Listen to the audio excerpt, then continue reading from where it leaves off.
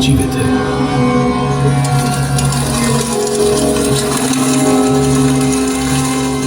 मनुष्य जाति को संगीत के सुर हमने ही दिए। ज्ञान विज्ञान का मूल स्त्रीत ये आर्यावर्त ही रहा। उन्नत आयुर्वेद का कारण ही महाभारत के भीष्म 250 वर्ष की अवस्था में युद्ध के मैदान में थे। गणित के मूल सूत्र, अग्नि विद्या, शब्द विज्ञान, रंगों की विद्या, रसायन विद्या, शल्य चिकित्सा, ब्रह्मांड का ज्ञान, खगोल विद्या, नाट्य शास्त्र, योग विद्या, वास्तुकला, हमने ही तो दुनिया को दी। अणु और परमाणु विद्या के स्रोत हम ही थे। हमारे ही चक्रवर्ती सम्राटों के आधिपत्य को विश्व भर के राजा स्वीकार करते थे। मनुष्य समाज को संविधान भी हमने ही मनुस्मृति के रूप में दिया। कानून इतना मजबूत था कि कहते हैं कि हवा भी चलने से डरती थी कि कहीं मेरे चलने से किसी स्त्री का आंचल न उड़ जाए। मर्यादा इतनी उच्च कि लक्ष्मण माता सीता के गहने भी ना पहचान सके। न थी ऊंच नीच, न बाढ़, न सूखा, न गरीबी, न छुआछूत। व्यापार में हम अग्रणी और संपन्नता के कारण हम कहलाते थे सोने की चिड़िया। ये सब वेद मार्ग के अनुकरण का ही तो परिणाम था। आत्मा तो अमर है, लेकिन शरीर कभी कभी मलिन हो जाता है।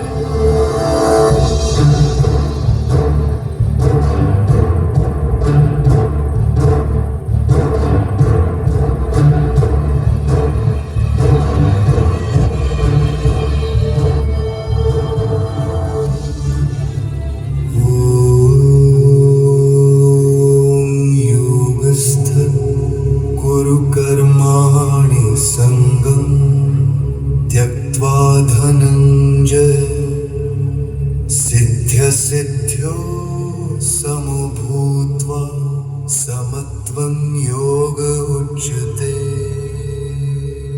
महाभारत के भीषण युद्ध में श्री कृष्ण ने भारत के ज्ञान की झलक मात्र गीता के स्वरूप में सुनाई। लेकिन महाभारत के महाविनाशकारी युद्ध ने हमें केवल दिया ही नहीं, हमसे बहुत कुछ ले भी।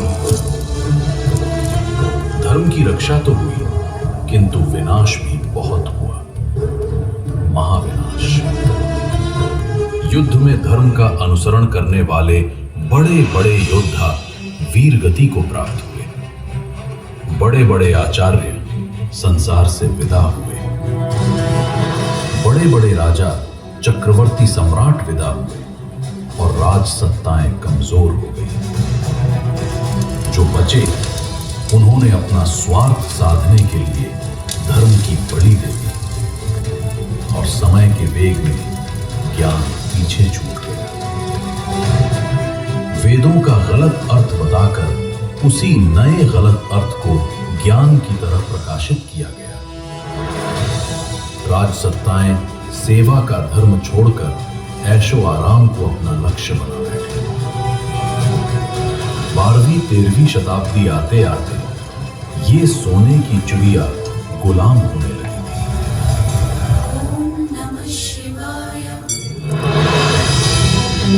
जब सोमनाथ का मंदिर लूटा जा रहा था, तब हम हाथ जोड़कर भगवान से प्रार्थना कर रहे थे कि अपनी भी रक्षा करो और हमारी भी। कर्म को छोड़ केवल प्रार्थना पर ही आश्रित रहे। हमारी सत्ताएं कमजोर पड़ चुकी थी, इसलिए बाहरी आक्रांताओं का विरोध न कर सकी। महाभारत के बाद वर्ण व्यवस्था बिगड़ चुकी थी।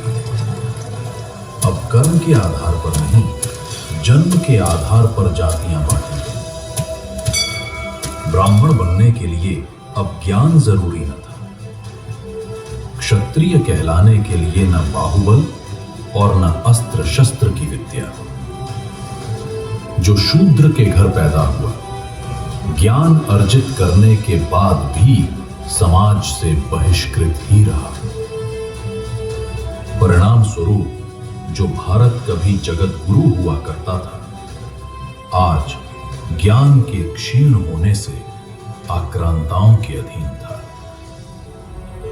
जिस धरती के ज्ञानियों के ज्ञान और क्षत्रियों के बल से दुनिया थरथर कांपती थी, आज भरे बाजार लूटी जा रही थी। भारत की अमर आत्मा, उसकी संस्कृति अब अपना स्वरूप खोने लगी थी। घूंघट, सती प्रथा, रात्रि विवाह, बाल विवाह जैसी कुरीतियां आक्रांताओं की बुरी नजरों से बचे रहने के लिए शुरू होने लगी। जब इन कुरीतियों से हिंदू समाज को हानि और मुगल सत्ताओं को लाभ होने लगा, तो इन सबको धर्म की बातें कहकर महिमा मंडित किया जाने लगा। शिव को नशेड़ी बताया ताकि खुद भांग पीने को धर्म बताया जा सके। कृष्ण को रसिया बताकर उनके निष्कलंक जीवन में गोपियों की बातें डाली गईं ताकि खुद के लिए इन कार्यों को करने का रास्ता बनाया जा सके। हम इसी सब चरित्रहीनता में फंसकर गरीब होते चले गए। मंदिर नष्ट किए गए, विश्वविद्यालय तोड़े गए और पुस्तकालयों को जला दिया गया। गुरुकुल प्रणाली नष्ट हो गई। हिंदी संस्कृत की जगह उर्दू फारसी आ गई। सबसे बड़ी हानि तो ये हुई कि हम इतने अक्षम हो गए कि ये भी न जान पाए कि हम गुलाम कब हो गए। धीरे धीरे हम पश्चिम के अधीन होते गए। मिट गया हमारा आत्मज्ञान और खो गया स्वाभिमान।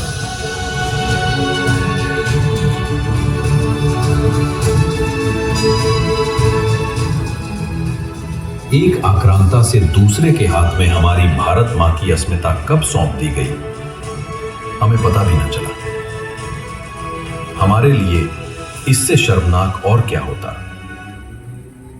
लेकिन हम इन सब परिस्थितियों से निकले भी, जागे भी, उभरे भी, लड़े भी और आज एक स्वतंत्र राष्ट्र में स्वाभिमान से जी भी रहे हैं।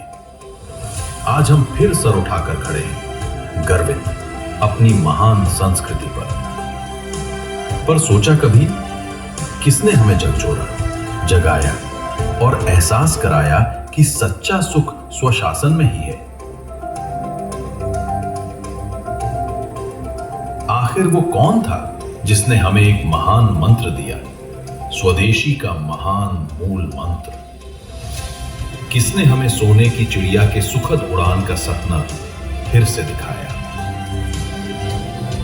आखिर कौन था जिसने सर्वप्रथम यह बताया कि भारत विश्व का सिरमौर था, तुम्हारा था। ये आर्यावर्त तुम्हारा ही रहेगा।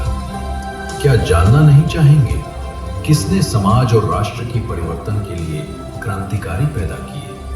जानना चाहोगे ना? आइए जाने उस महान व्यक्तित्व और उनका महान